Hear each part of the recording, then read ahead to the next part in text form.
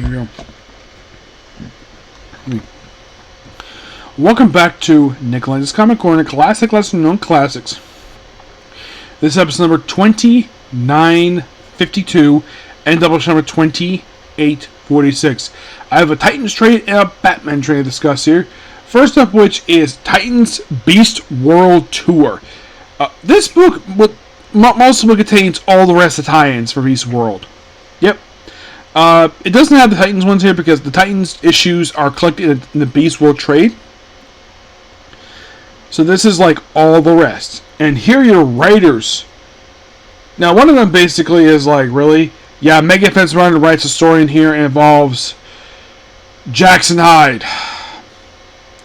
It's an okay story, but she's not the only one here who's very controversial. They also have Sonia Grayson here. Yep, but here's the other writers you have these issues. Chuck Brown, Nicole Main, Steve Alano, Dan Jurgens. His issues a lot of fun involving Bill Biggins. The character he created for Superman, having a story of Beast World, which I thought was a really good story, by the way. Zephyr Smith, Josh Williamson, Chip Zdarsky, Grace Ellis, Gretchen Flicker Martin, Stan Miggins, Kyle Starks, Tom Taylor, Simon Spurrier. I think Tom Taylor does the Titans one-shot in here. Yeah, the Titans one-shot here. Simon Spurrier, Jarrett Williams, Exa Perino, A.L. Kaplan, Sonia Grace, Frank Tarrant, Ryan Parrott. Yes, Ryan Parrott does the basically right here. Ryan Nitty and Brandon Einstein. Your artist, lots here. Kieran Grant, Visca Oso, Anthony Morris, Joe Perito, Wade Von Grayberger, Edwin Goldman, Miguel Medina, Daniel Haylord, Ivan Reyes, Ivan Haylord, Ivan Chevron, PJ Harden, Kelly Jones. Yeah, his artwork's right. I still have his artwork this already. Sam Bergy, Kublish, George Commodus, Serge Acuna, A.L. Kaplan, WD, Rico Berger, Valentin Delario, Emma Simpo, Jamie Campbell, Roger Cruz, Gavin Corey, Brandon Stein, and Vince Cavas, with McCallum in the cover over here. Okay. Somebody asked the question, have I met any of these writers for this book? The answer is yes. I have met the ones who are listed here. I have met, let's see, 1, 2, 3. I have met 4 of the writers who did these stories. I've met Josh Williamson. I've met Frank Terry, Robin Diddy, and Dan Jurgens. The artist, I've met Scott Kublish, and that's it. The stuff collected here are the following: Beast World, War Rising. Yeah, this is a one-shot involves her recruiting Dreamer for the Suicide Squad Dream Team miniseries, and all that is just a prologue to Episode Power. Titans Beast World Tour Metropolis, Action Comics 1006. This is basically a backup story as one. World Tour, Gotham, Nightwing 109 and 110. Tell me what issues. Titans Beast World Tour, Center City. Titans Beast World, Atlantis. Titans Beast World Tour, Star City, which is discussed already in the Flash trade. Yes. So in the Beast World Rising, get this. The opening story was set in Gotham, which features basically a guy called Deadeye.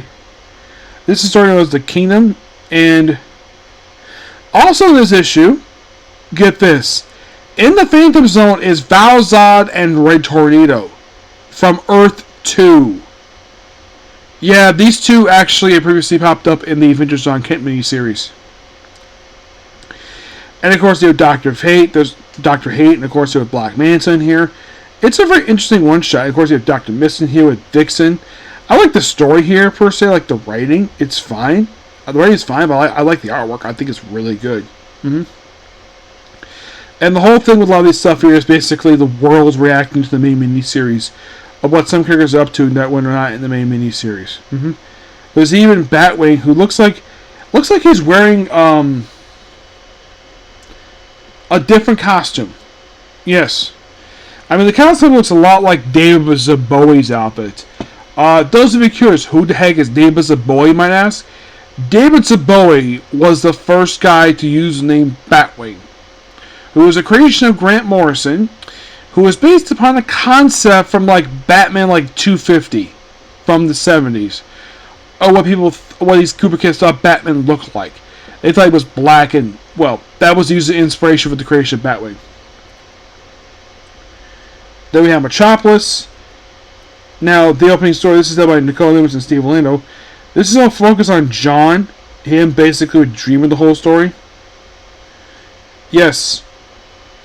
Oh, by the way, Nicole, that person, yeah, she's the actress who plays on the Flash TV show. It seems like anytime this woman shows up in comics, her actress, I don't know if it's a contractual obligation from DC to do this, where like every time this woman shows up, she has to be writing the issue. I get the fact maybe she like playing the character on TV, but is it really necessary? Oh yeah, we also have Livewire too. Like, do we have Melissa Bonnet basically writing Supergirl stories, or Steve Mill writing Green Arrow because he played Green Arrow on TV? Or, here's one, Grant Gustin writing Flash. The answer is no. She is by far the only actress to play a character on TV who writes the character constantly in comics. A lot of the time it's written by her. Very rarely it's not written by her. Like, the one time I could think of that's not written by her was Appearances in Absolute Power. And just featuring 2 stories, and eventually, and of course we have the Bilbo stuff, which is called Turtle Boy, which I love this story. It is very little to do with Beast World, but it's so awesome. It's Dan Jorgens basically with his art, with the guy who's doing the art in the beginning. It is so awesome. It is by far, in my opinion, of all the stories in here, the best story of the entire thing.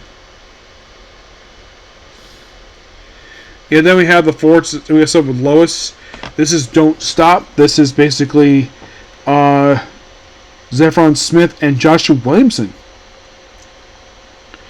Yep.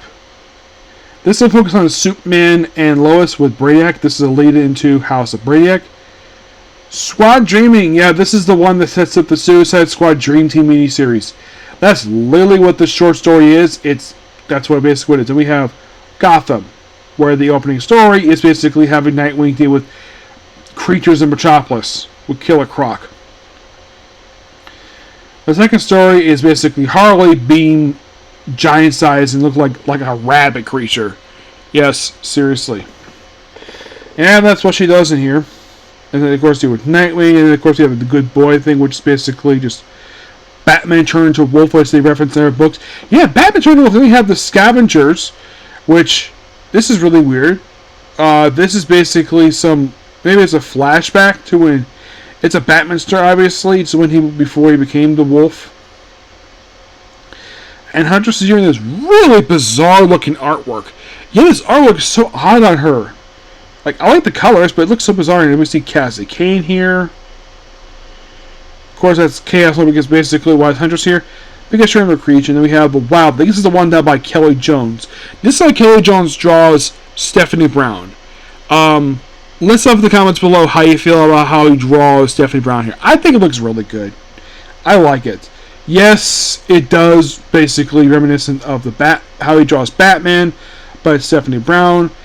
I mean, one thing that's got appreciated by Kelly Jones, he does not make her over-sexualized. Not at all. She's a young woman. She does not need to be over-sexualized. Some artists like doing that. Yes, of course, she has to show her in because basically that's probably, of course, a few times the book, but it's not overstated welcome. It's fine. I like the artwork. Probably the best thing about the story is the artwork. They have a story involving... Oh yeah, this is the Nightwing issues. Oh boy, the Nightwing issues. I remember some of the solicits for this thing. This is so funny. So Damien gets involved with this underground traffic ring. We see this mysterious green-skinned woman. We do not know who this woman's in the story. And he gets a starfish from inside and he transforms into a cat. Yes! I saw this in the solicits. Yes. Oh my gosh. The third here, it's like, really? They made baby into a house cat. Like, why? So we have John and Dick go and find him. And the whole issue, of course, they have the Iceberg Lounge. And it was so funny. John basically just walking right through Penguin's goons, who's actually not in the story, by the way. It's a really fun two-parter.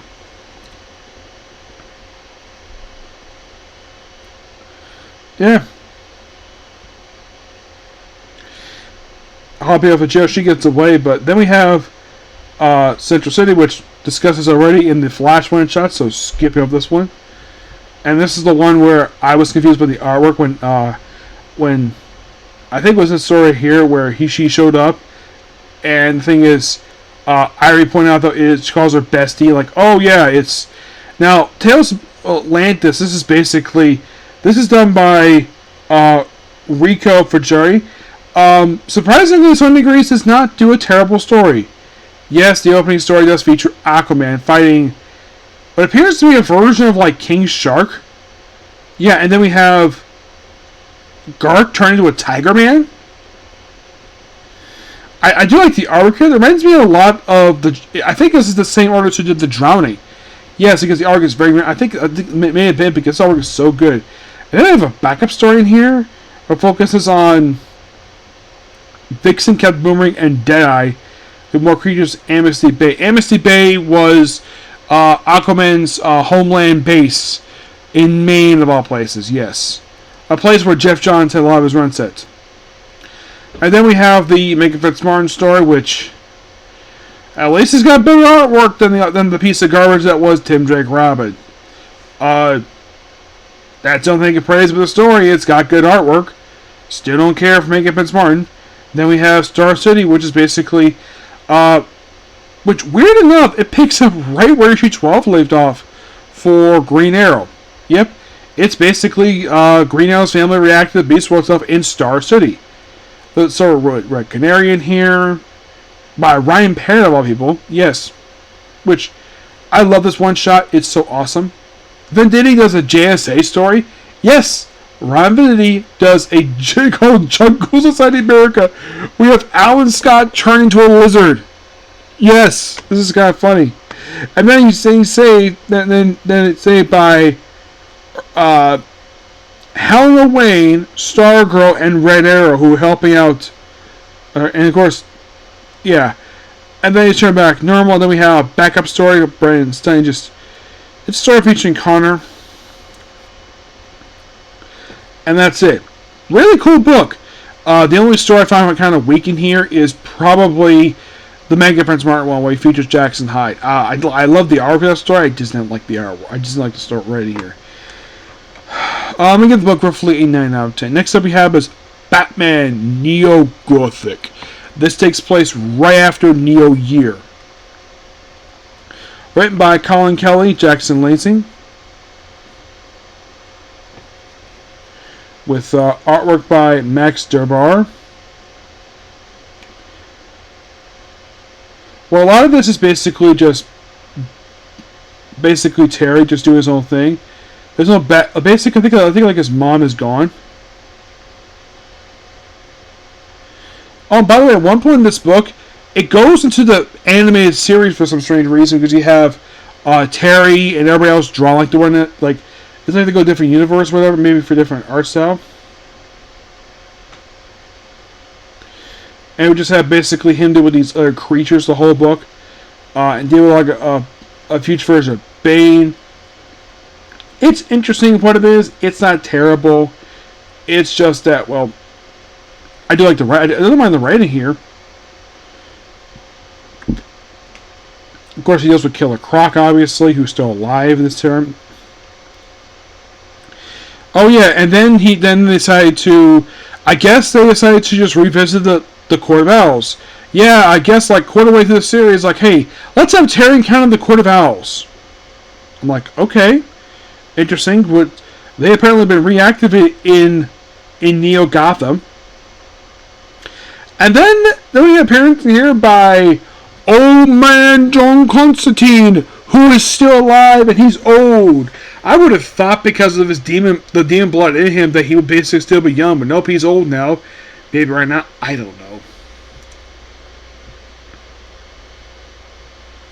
Yeah, then this is the one where it goes to the universe. This is where we have, the art style of the animated series, because that's Tim Drake from New Batman Adventures with Terry from Batman Beyond. And then we see Dinah, his longtime girlfriend, who in the epilogue they got engaged. Yeah, all about Cat, and of course, like, almost like A Wonderful Life-ish, but really interesting here. I like the stuff with that and the Court of Owls, but... And then he has a encounter with next issue with, of all people, Swamp Thing. Yep, Swamp Thing. The one thing interesting this book has in common with 2099, it's like a series of adventures with one guy. There's no overarching story, just like a series of stories that are connected for like one miniseries. That's what kind of feels like to me. Just that's what kind of feels like. It's fine. I think the 29 did it better because it featured interesting characters. And bookends, Batman will return. When? Don't know. I'm going to give the book roughly a 9 out of 10. Okay, so that's pretty much a particular view. Please be sure to like, comment, subscribe, turn notifications, and do another like button. Next up is definitely Is the Wrong Girl's Dungeon. Okay, next view. Bye.